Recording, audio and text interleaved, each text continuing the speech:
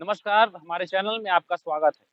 लगातार कहीं न कहीं प्रशासनिक हो चाहे राजनीतिक हो, सभी क्षेत्र में काम करने वाले लोगों से रूबरू कराते थे। अभी प्रशासनिक क्षेत्र में सेवा दे रहे हैं, साथ ही साथ पुलिस विभाग में कई सालों से सेवा दे रहे हैं। ऐसे थानेदार से हम बात करना चाहेंगे। साथ ही साथ हम जानेंगे कि ये थानेदार कौन है, कहाँ पढ़ाई किए हैं और सेवा काल देते-देते इतना साल हो चुका है और साथ ही साथ हम बताएँगे कि ये नक्सलाइट प्रभावित इलाका रहा है। अब यहाँ नहीं के समान जो प्रकोप था नक्सलाइटों का वो नहीं है। अब हम जानेंगे यहाँ की वास्तविक स्थिति के बारे में, सीधे जुड़ते हैं यहाँ के प्रभारी, थाना प्रभारी जी से। सर कार्यक्रम में आपका स्वागत है यादव जी। धन्यवाद।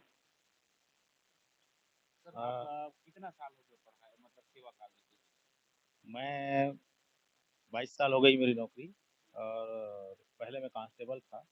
उसके बाद 2008 में जब सब इंस्पेक्टर की भर्ती निकली तो मैं उसमें परीक्षा दिया और मैं सब इंस्पेक्टर रूप में चयनित हुआ। उसके बाद ट्रेनिंग किए, बेसिक ट्रेनिंग, फिर प्रशिक्षु के रूप में मैंने बिलासपुर में ट्रेनिंग लिया। उसके पश्चात मेरी पदस्थापना लगातार बस्तर में हो गई और तब से मैं 2013 से 2013 जून से यहाँ लगातार पदस्थ हूँ। करीबन 10वां साल मेरा चल रहा है यहाँ पर। 5.5 साल करीब मैंने कांकेर में सेवा दिया। उसके बाद प्रमोशन हुआ। प्रमोशन के बाद मुझे यहाँ कोंडा गांव में तैनाती मिली, तो यहाँ कोंडा गांव के भी विभिन्न थानों में थाना प्रभारी के रूप में काम किया। अभी मैं पिछले 4 महीने से यहाँ कोतवाली में थाना प्रभारी के रूप में काम कर रहा हूँ। क्या लगता है सर सेवा काल में आप आपकी स्थानीय गाँव जन्मस्थली कहाँ है? हम उन उन तक पहुँचते हैं क्योंकि आप सेवा दे रहे हैं।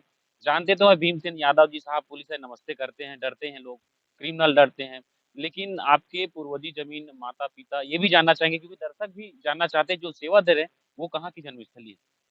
मैं मूलतः जसपुर जिले से हूँ। पत्थल गांव मेरा घर है और पढ़ाई लिखाई भी वहाँ वहीं हुआ। और उसके बाद कॉलेज की पढ़ाई मैंने रायगढ़ जिले में किया, रायगढ़ कॉलेज में। तो उसके बाद फिर मेरी नौकरी लग गई कांस्टेबल के रूप में, तो मैं सरगुजा में लगभग 8-9 साल सेवा दिया। उसके पश्चात सब इंस्पेक्टर बना, फिर बिलासपुर, फिर इधर बस्तर में 10 साल से सेवा दे रहा हूँ। 22 साल नौकरी हो गई है। तो अ, जी बोलिए। ये नक्सल प्रभावित कहा जाता था, लेकिन अब नक्सल तो दूर अब शासन प्रशासन के जो भवन है, कार्यालय है, वहाँ लोग पहुँच रहे हैं। जंगल दूर जंगल के लोग परेशानी लेकर पहुँचते हैं। क्या कैसा है माहौल अब?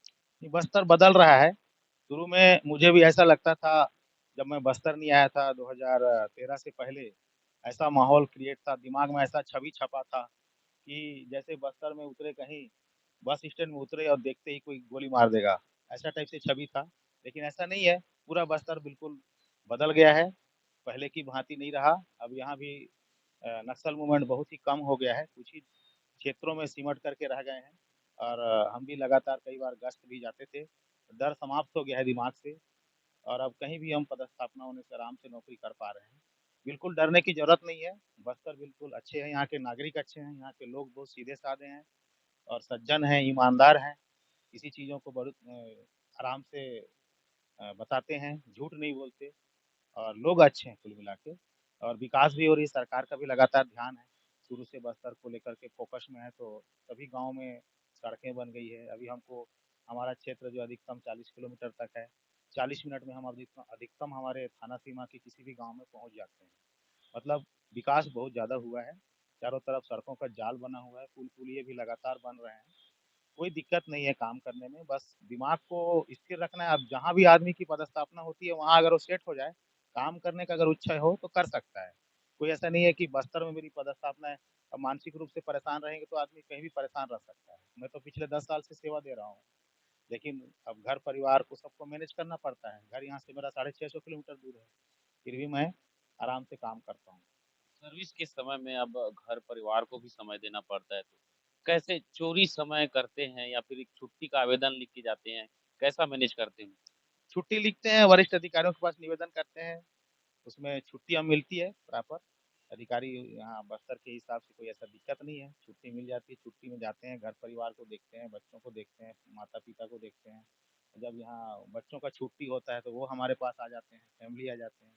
शासकीय क्वार्टर मिला हुआ है, कोई काम करने में कोई दिक्कत ज़्यादातर नहीं। कौन-कौन से अधिकतर मामले आते हैं? क्योंकि ये आदिवासी इलाका है, एसटी-एससी इलाका है, तो राजस्व का मामला या लड़ाई झगड़े का मामला, ज़मीन पे लड़ाई के झगड़े, ऐसा कुछ ज़्यादा कौन-सा मामला है? सभी प्रकार के मामले तकरीबन आते हैं, मारपीट का आता है, लड़ाई-झगड़ा का आता है, राजस्व का आता है, फॉरेस्ट का भी आता है। अभी गाँव-गाँव में शासन जो है वन संसाधन के तहत अधिकार दे रहा है, वन संसाधन अधिकार पत्र दे रहा है, उसके तहत जो है सीमा विवाद हो रहा है। लोग कई 3-3 4-4 गाँव को मिलके एक-एक जंगल को संसाधन के उपयोग के लिए शासन जो है उनको प्रमाण पत्र दे रहा है, तो दूसरे गाँव के लोग भी उसमें दावा कर रहे हैं कि इस जंगल में हमारा भी हक है करके। इस प्रकार से कई गाँव में सीमा विवाद चल रहा है। वहाँ हम राजस्व विभाग, फॉरेस्ट विभाग जाके बैठक करते हैं, गाँव के लोगों से मिलते हैं और उनकी समस्याओं को